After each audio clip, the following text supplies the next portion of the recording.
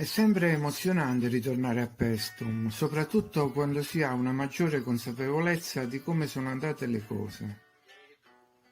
Ora, ascoltando meglio, invece del vociare dei greci che si danno da fare con gli scalpelli, si avverte il rumore delle macchine tagliatrici e dei robot assemblatori di blocchi. Se poi capita di essere testimone di quanta fatica occorre per sistemare un solo blocco, si può immaginare lo spettacolo offerto dal posizionamento di 100.000 blocchi, nonché dei lastroni, delle travi e dei rocchi delle colonne. E nell'aria la polvere delle fresatrici addette alla scanalatura. Ma forse no. Una civiltà così avanzata sicuramente aveva trovato il sistema per rendere il lavoro silenzioso. Forse i residui polverizzati venivano aspirati in silenzio, magari con un leggero sibilo, come dal dentista. Come pure avveniva per i trapani che ricamavano le volte. Ci sarebbe molto da dire, ma questa volta l'argomento principale è un altro. È il diluvio di fango che ha interessato tutta la terra, sommergendo gli edifici in pianura e forse portando all'estinzione una intera civiltà.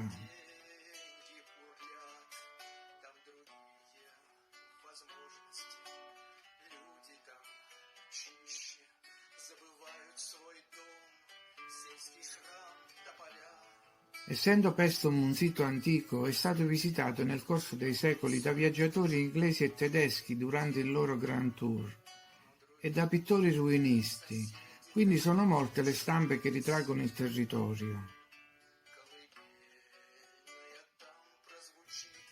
In una di queste possiamo vedere il Tempio di Cerere, detto anche Tempio di Atena, situato in alto sulla destra.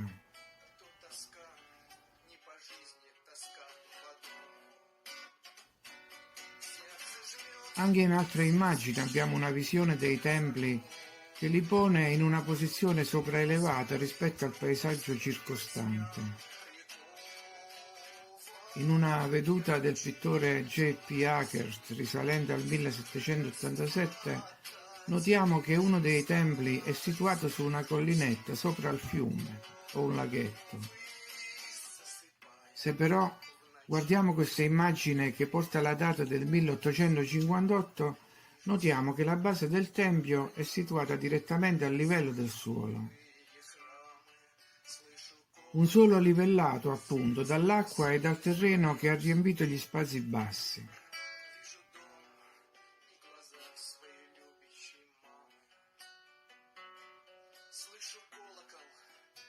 Ma la conferma definitiva dell'innalzamento del terreno a causa di una catastrofe mondiale l'abbiamo con la chiesa dell'Annunziata, che si trova proprio di fronte al Tempio di Cerere. La si può vedere anche in questa vecchia stampa, adagiata a livello del suolo. Oggi, invece, per raggiungere la chiesa bisogna scendere nel terreno. Bisogna scendere per più di 2 metri percorrendo una rampa di scale per giungere all'ingresso. E si può anche supporre che il terreno non sia stato rimosso del tutto intorno alla chiesa, poiché le chiese hanno di solito più di un solo mezzo gradino.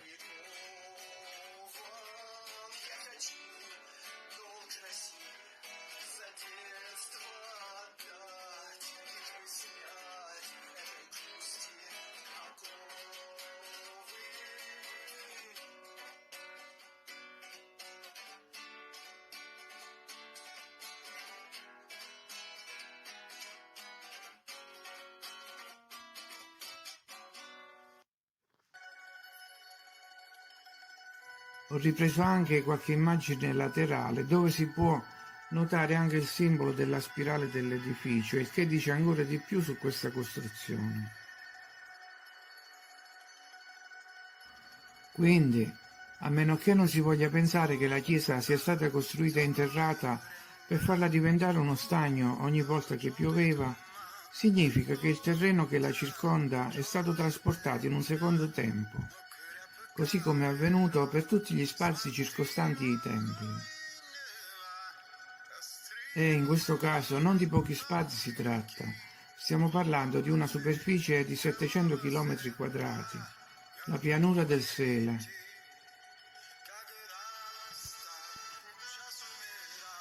Ho delle altre immagini di Paestum, per cui aggiungo qualche parola.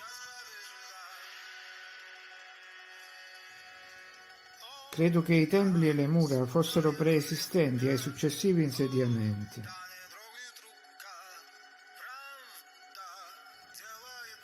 Credo anche che i coloni greci della cosiddetta Magna Grecia e i popoli successivi, lucani, romani, si siano insediati qui avendo trovato delle strutture già costruite, che poi hanno adattato alle loro necessità.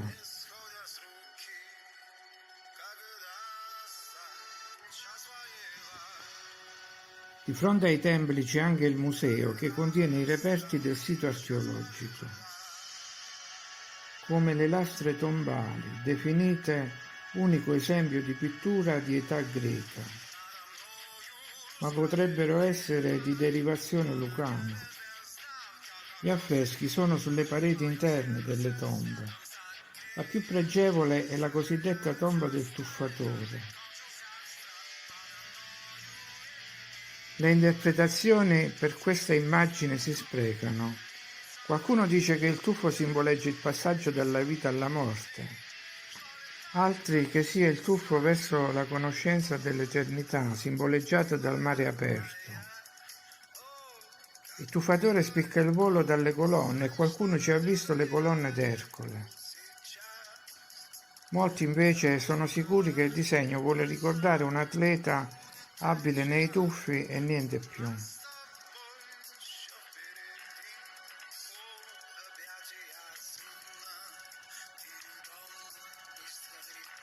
Su altre lastre notiamo guerrieri a cavallo, corse di bighe, gladiatori sanguinanti. E c'è una tomba femminile con le lamentazioni funebri. Nel museo sono anche conservati elmi e corazze e moltissimi vasi.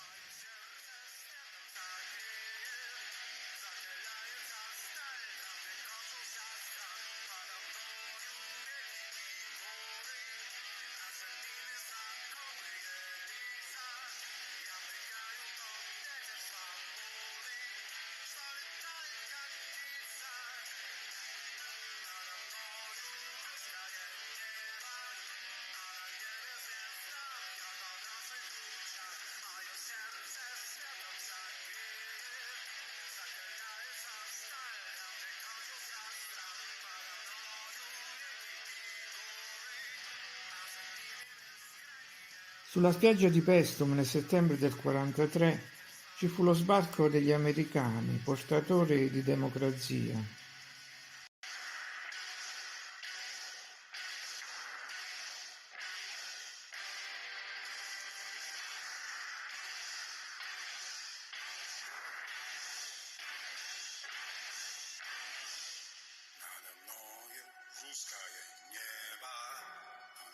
Звезда в прекрасных лучах, мое сердце